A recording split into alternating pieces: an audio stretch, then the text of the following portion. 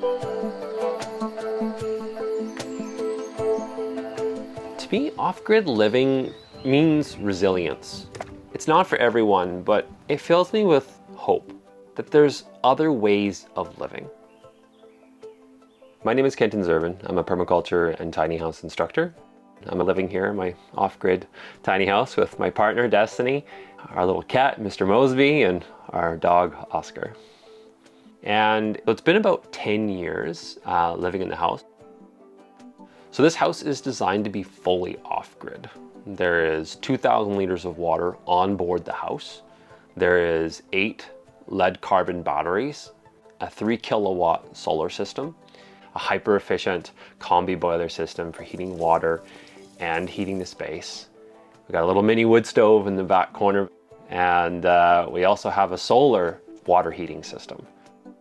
I designed the house to be passive solar with all really efficient windows and a lot of south-facing windows. So I have R34 walls, R8 windows, and an HRV system to make sure we get fresh air in without losing the heat. All of this to reduce our propane use. So it's about $300 a year for us to heat this place and heat our water and cook. So from perspective like our impact, I love this house is using less building materials and has less ongoing costs and environmental impact. It allows us to spend more of our money and our time outside the house, doing the things we want to do, both for recreation, but also for our life and career. So I would say that this is an empowering house. So I actually led the design and build of this house. I can't take all the credit. I had plenty of tradespeople who weighed in and helped along the way. So the house took about 8 months to build. My tiny house is on a trailer. It is technically an RV. So the house is 28 feet long and it's 10.5 feet on the exterior. On the interior of the house, from plywood wall to plywood wall, it's 8 feet wide. It's hard to say the true cost of the house because I wasn't counting my time, I wasn't paying myself.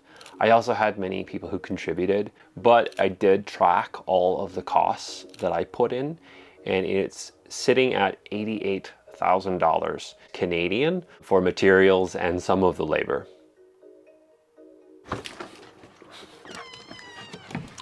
And welcome to the tiny house. So this is the outside of the house. There's a lot of things to share and show. There's a massive solar array on the front of the house, which includes the evacuated solar tubes here. So this does hot water heating. You basically get free hot water from the sun. So they're a glass tube with all the air sucked out of it. So it's like a thermos. Inside though, they have a black film and then this little copper line in the middle, which has a refrigerant running through it. So the sun gets in, warms the refrigerant, which is moved up and down the line, into the header. In the header, there's a glycol line that takes the heat out of the refrigerant and it goes into the house, into a hot water tank.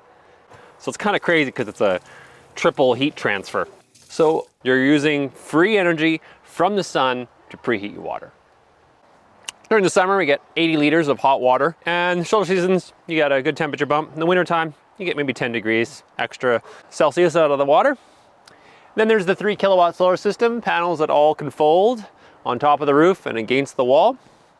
And they're all adjustable. So I've got the ones on the roof on a really cool system that we custom designed and built.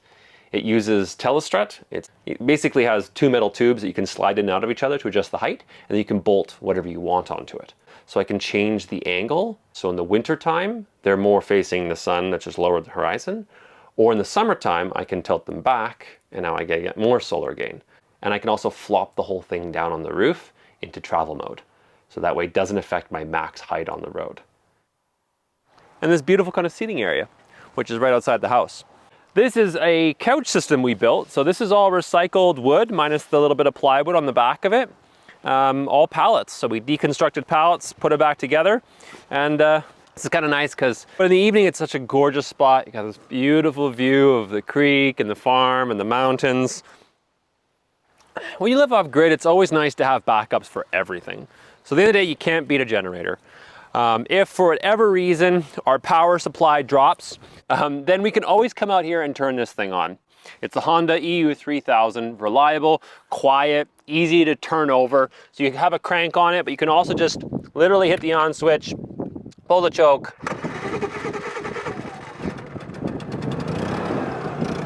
and there you go. In the dead of winter, if we're using certain things that have a high electrical draw, like the toaster, then it's a good time to turn on the generator. But otherwise, we don't really use it. It's just here for peace of mind.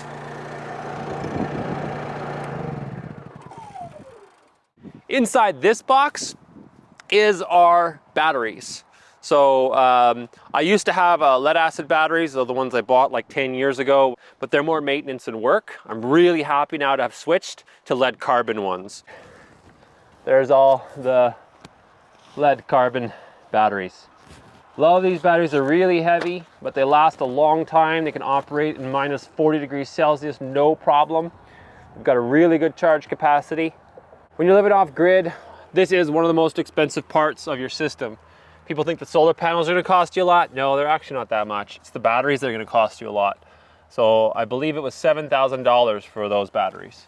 So it was not cheap, but that gives me a lot of peace of mind of power and resilience, and they're made for Canada.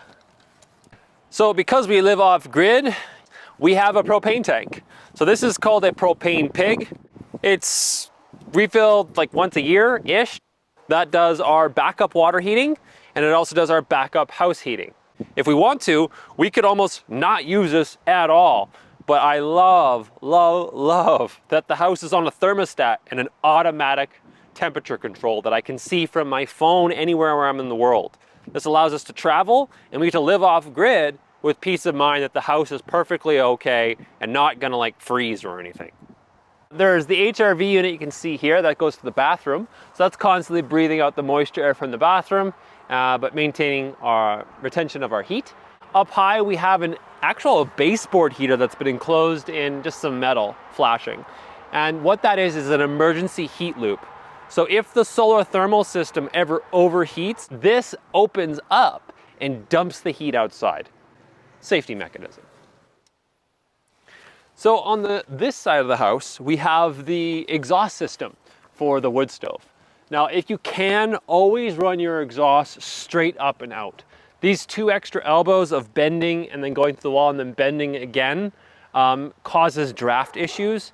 And so I have to force a draft sometimes when starting the wood stove to make sure that it drafts really well. So welcome to the tiny house.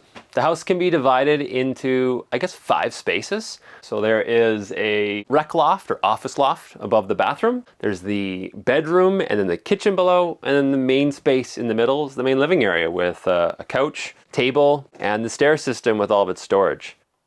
The total square footage of the house is 260 square feet. For the main floor plan, it's an extra 100 square feet with the loft above the bathroom and the loft above the kitchen. So coming over to the bathroom first. This is a door system that is not just a ladder, not just a door, but also a mirror. There's a mirror on the back. Now it's kind of custom because I cheated. You're supposed to use a hardware system that's meant to carry a bunch of weight. We didn't do that. So instead, I put a piece of angle iron at the bottom, and when you slide it, it pinches on the angle iron. So once it's there, it is locked in position, and now it's possible for someone to climb the ladder and none of the weight is on it. So I can stand on this and I can actually roll the wheels still. And this way you never blow out the wheels with the maximum weight. So that's kind of cool for not having to spend $500–600 on hardware. I spent $80 on this hardware instead.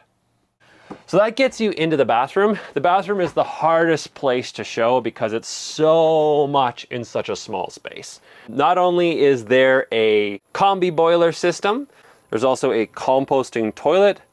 It's the Nature's Head composting toilet. I'm on the fence about how much I like it. Every composting toilet has its pros and cons. So that handles the number 1s and number 2s. Otherwise, the house has a gray water system. So we have the wash machine, shower, and kitchen sink going out to that.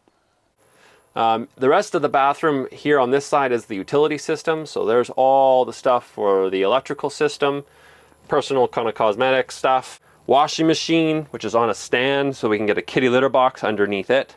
So that's a lot of things just in this half of the bathroom. My philosophy is, this is a place to function, get in and get out. Not doing yoga in here. There's a medicine cabinet underneath the window. The shower system is something I built. It's all tiled. This is actually RV silicone grout, so it's flexible and lightweight. On this little section here, we actually have the clothes system. We have a Insta hanger here, which allows us to hang things. We hang things on here. There's also this clothesline, so that pulls across the whole bathroom and clips in over here.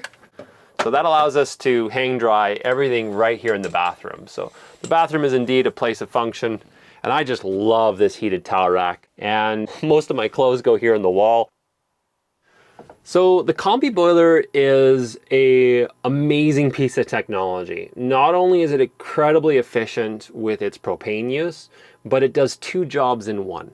It does space heating, so it heats up a line that goes to the heated towel rack and baseboard heaters in the middle of the house, allowing me to heat the house automatically on a thermostat. It also has a water heating loop.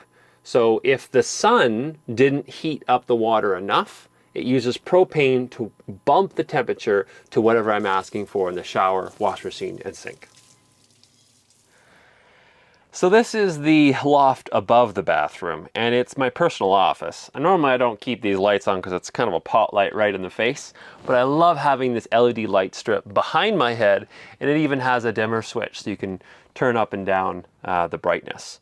So this is an awesome spot for me to be comfortable, do my work on my computer. I've got a musical instrument up here, so it's my hand pan that I've been teaching myself how to play, which is kind of fun. But yeah, very functional space. Great to have that extra space in a tiny house. So this is the third major space of the tiny house, is the living room. So we've got this storage stair system. I'm actually really proud of this storage and stair system because it has a waterfall edge. So I cut all the pieces so that the wood grain matches, and that also is happening up in the lofts where it hits the walls on either side. It was kind of a artistic choice. I used to be a high school art teacher, so I've got this attention to detail. On things like that I can get a little obsessed. It's got all sorts of stuff in it. It's got paid recycling, it's got plastic and cardboard and paper recycling, got the animal food, got clothes and extra storage for that, got the coats in there, got extra clothes storage for Destiny. And then on this side you can see we have Mr. Mosby, who's having a little nap. He is absolutely precious. He loves the tiny house. Now, there's a lot that's in this space otherwise here, so let's see if Mr. Mosby will allow me to move him a little bit. Because, I mean, it's a little messy underneath, but it's still good to show how you can use every single inch. So there's a storage system in here with a bench. So I put things that kind of need to stay out of the way. There's a tool kit in here, there's a projector system for having movie nights, some extra storage for some clothes. This is my worm bin. It's indoor, year-round, composting using worms. They never want to leave as long as you put food in there for them. Office supplies, and then board games. I also have a small collection up here in the cabinets. This is all a bunch of nerdy board game stuff. So that's all the storage in there, but aside from that, I can remove the stuff off the bench, lift the table and pull it out, and the legs drop down, and then it's a freestanding table system where you can seat 1, 2, 3, 4, 5, 6, and if you want, another person on this side, 7. I've had 8, but it's obviously a little tight. But that's cool that you can actually seat that many people indoors for some entertainment. The couch is this beautiful custom piece of work. It's got storage built into the back of it. It's got water storage built into it. This is my rack. I've got all of my stuff for doing my landscape designs for clients in here. And that's hers. She's got a book that she's reading, and we just have a space that we can each put up our own things. So coming in from the living room, we're into the kitchen. Now the kitchen is pretty luxurious for a tiny house. There is a 5-burner full oven stove with a little island on the side with plenty of little storage spots inside of it. On this side, this is the main cabinet space. So of course you've got all the silverware and utensils. We've got the kind of like full cupboard system with a big pull-out tray system. So that's where a lot of the foodstuffs goes. We got the counter, which is plenty of prep space just unto itself. Coffee maker and tea and toaster and all that jazz. This is the higher counter space. It's actually built over a water tank. It's a little nicer for me for chopping and being a little bit higher up. But as you can see, we've got a little tiny wood stove in the corner that can heat up the whole house. So that's a Cubic Mini Grizzly model wood stove made here in Canada. We've got the inlet for getting access to filling the water. So this water tank is huge. It's about 1,500 liters, and you get access to just by pulling this thing up.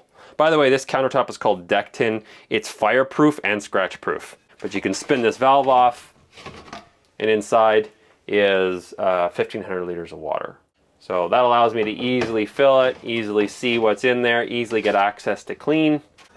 So we just run the hose through the window for filling it. I live just outside Kelowna in the interior of British Columbia. So in the wintertime, that does mean having to constantly put the hose back away so it doesn't freeze. A little bit of a hassle. Lots of dry storage, our little modem for our Wi-Fi. We've got just some extra drinking water. This is the storage system for the dishes, which also is right by the HRV. So this allows the moisture to kind of get sucked out of the house. By the way, HRV stands for Heat Recovery Ventilator. So you're getting your heat back, but you're getting fresh air. And then a double basin sink. So this is kind of nice for having two spots to be able to wash your dishes and have a spot to dump your dishes maybe. I did something really cool here. I am all about saving water. So you'll notice right now, the kitchen sink is on, but no water's coming out. And that's because I wanted to put a kick plate in. So you actually kick down here and it turns the water on. You can set the temperature to wherever you want. And then in your washing dishes, washing your hands, it's more hygienic, but you also save your water. This is apartment size fridge, so it's kind of nice. It's always packed full. It'd be nice to honestly even have a bigger fridge, but it does the job. So yeah, the kitchen has a lot in it. It's quite a luxurious kitchen for a tiny house. The one thing I would change is I think I would put a dishwasher right here. That'd be the one thing I would change.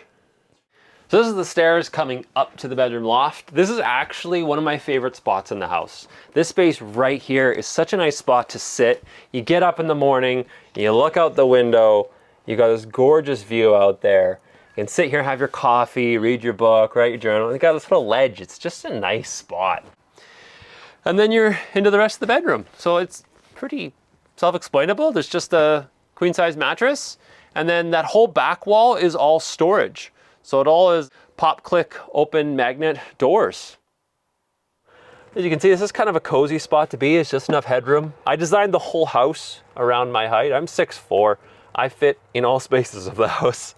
But this is the magnet system you can see for the doors. And there's even extra storage in these as well. They also open up. So that's kind of cool. So yeah, there's a ton of storage hidden in the house, and this is a pretty functional space for a bedroom.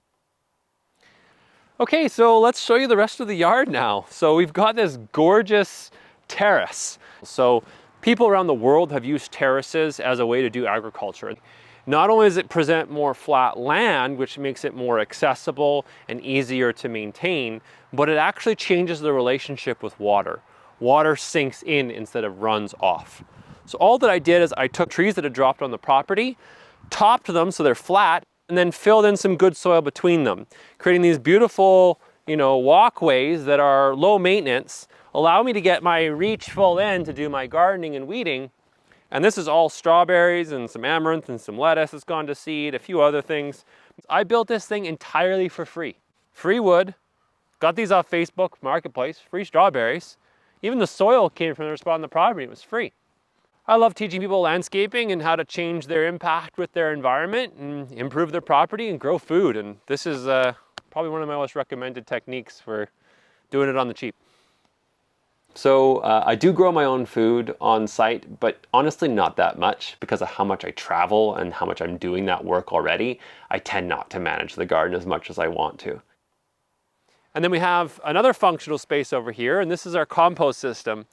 I just took the cutoffs from the logs from the terraces, and then I put them faced on some scrap wood that I had from pallets and made a 3-bay composting system. So what the worms can't eat, I throw it in here, because nothing is waste. Everything's a resource. Again, we love to repurpose stuff. These deck was made with pallets as the base. So there's all these pallets underneath there, about 16 of them. And then we bought some boards to put on top of it to make nice decking. You can see Destiny doing her office work over there. It's a beautiful spot to be doing some office work. But we don't own the land, so it's nice to have all of this as stuff that's pretty easy to take back down again and move to our forever home when we buy our own land.